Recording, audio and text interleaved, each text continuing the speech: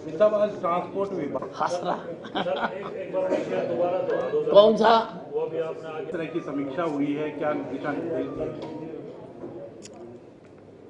मैंने कहा है कि हरियाणा में कोई भी वाहन बिना नंबर के मुझे नज़र नहीं आना चाहिए। कोई भी वाहन बिना नंबर के नहीं चलना चाहिए। कोई भी सरकारी बस किसी भी प्राइवेट ढाबे पर खड़ी नहीं होगी, अपने बस स्टैंड पर खड़ी होगी। सभी जीएम रेगुलर बस स्टैंडों को चेक करेंगे कि बस स्टैंड की साफ सफाई, टॉयलेट, पीने का पानी। अक्सर देखने में आया है कि पीने का नलका तोड़ दिया जाता है ताकि मजबूरन यात्री उन दुकानदारों से सामान ले। बिना परमिट के चलने वाली जो बसें हैं उनको तुरंत प्रभाव से रोका जाएगा।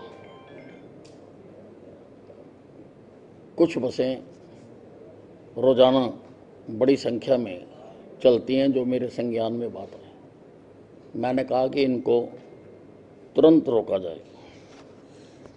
बसों के आने जाने का टाइम, कौन सी बस की क्या लोकेशन है, इसके लिए डिजिटल ऐप बनाई जाए ताकि यात्री भी देख सके कि बस कहाँ है, इस वक्त कहाँ आ रही है, और डिपार्टमेंट भी देख सके कि हमारी जो बस है वो प्रॉपर रूट पर चल रही है, नहीं चल रही है। ये चीज़ प्राइवेट बसों पर भी लागू होगी, क्योंकि प्राइवेट बसों का अक्सर देखने को मिला है कि वो हर रूट में उसका गांव में जाना अनिवार्य होता है, लेकिन अधिकतर प्राइवेट बसें गांव में जाती नहीं हैं। तो जब ये डिजिटल ऐप लग जाएगी और जीपीएस लग जाएगा तो जो बस नहीं जाएगी उनके खिलाफ कार्रवाई की जाएगी, क्योंकि गांव के यात्री बहुत परेशान होते हैं। सभी बसों पर पीने के पानी की व्यवस्था, साफ सफाई, यात्रियों के बैठने के लिए बेंच अगर हैं तो ठीक है, नहीं तो बनाए जाएं। लाइटें होनी चाहिए, पंखे चलने चाहिए, और मेंटेनेंस कार्यों को, अगर कोई बस स्टैंड जितने भी हैं हरियाणा में, अगर किसी की मेंटेनेंस होनी है, रिपेयर होनी है, तो तुरंत की जाए।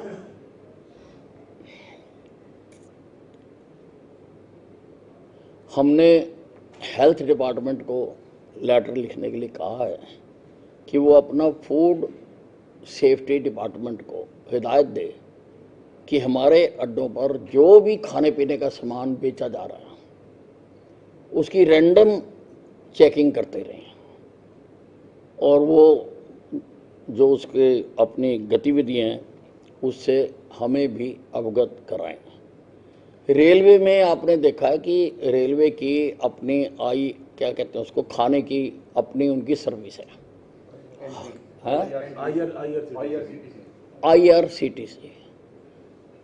उसको अध्ययन किया जाए और उसी की तर्ज पर ट्रांसपोर्ट के लिए भी वैसी ही कोई एजेंसी बनाई जाए जिससे उसी क्वालिटी का, उससे भी बेहतर क्वालिटी का खाना यात्रियों को बस स्टैंडों पर मिल सके।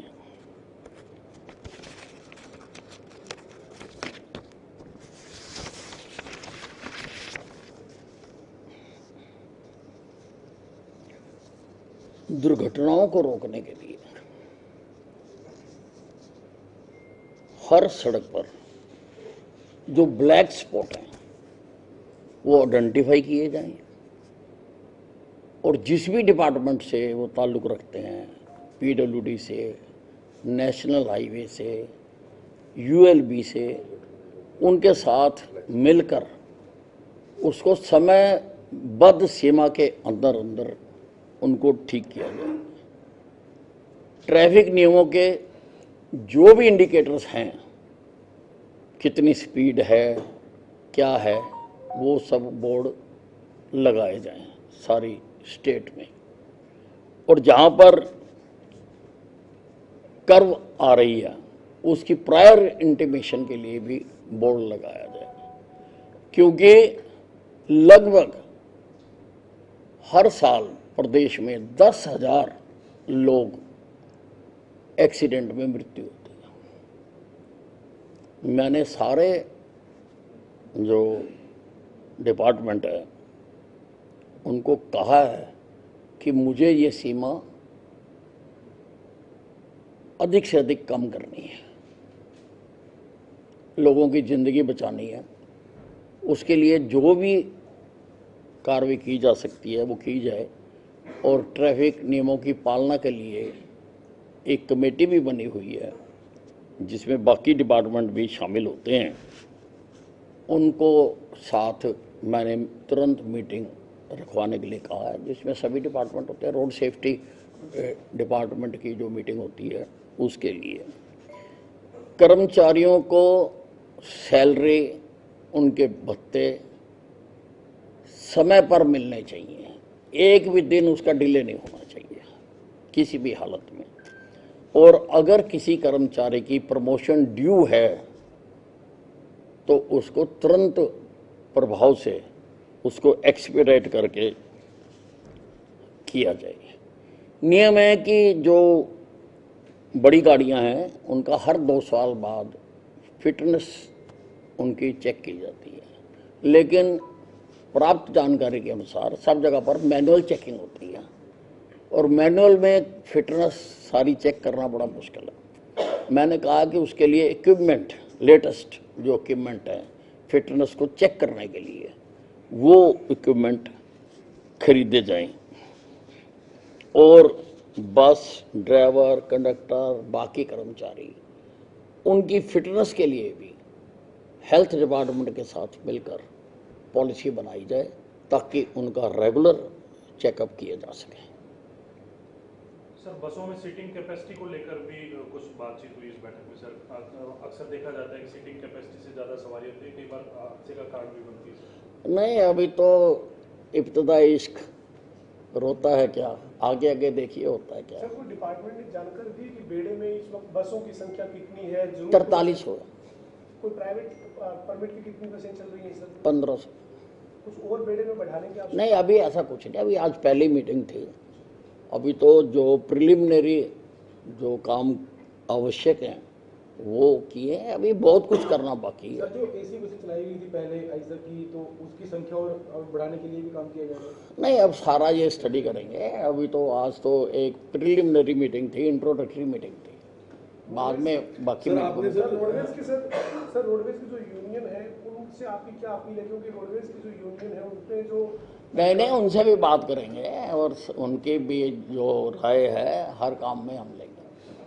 सर, बस अड्डों पे आप जिस तरह से कह रहे हैं कि बस अड्डे पर बस रुकेगी, खाना वहाँ पर मिलेगा, लेकिन पिछले दिनों आप वहाँ गए भी, वहाँ पर आपने देखा सर, वहाँ पर हाइजीनिक फूड नहीं मिलता, प्रोडक्ट नहीं मिलता, उसको लेकर कोई मैंने बोला तो है पॉइंट उसमें IRCTC की टाइम वे सब IRTC की तरह जो आप चलाना चाह रहे हो, तो उसकी तरह रेलवे की तरह वेटिंग रूम भी होने चाहिए।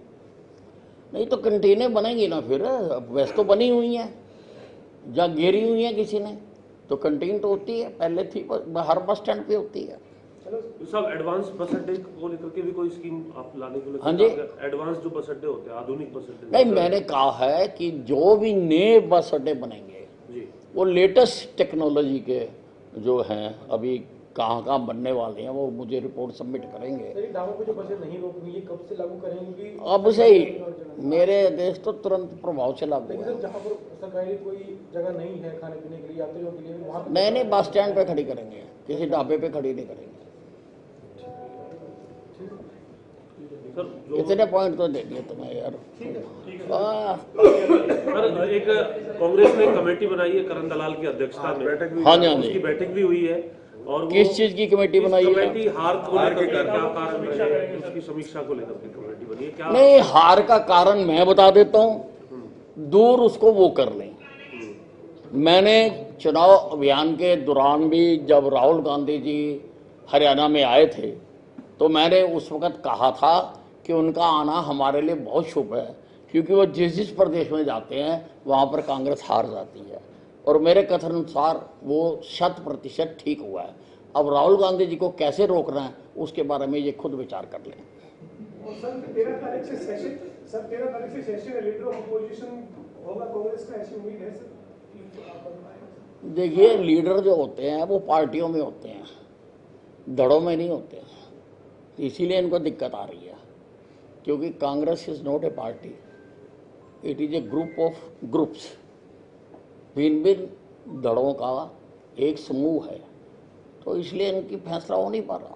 विज साहब, किसान नेता हैं दर्शन पाल, आज उन्होंने कहा कि हमने कांग्रेस के लिए बहुत अच्छा ग्राउंड बनाया था, लेकिन कांग्रेस उस पर बैटिंग नहीं कर पाई और ढंग से बैटिंग नहीं कर पाई, इसलिए से वो चुनाव हार गए।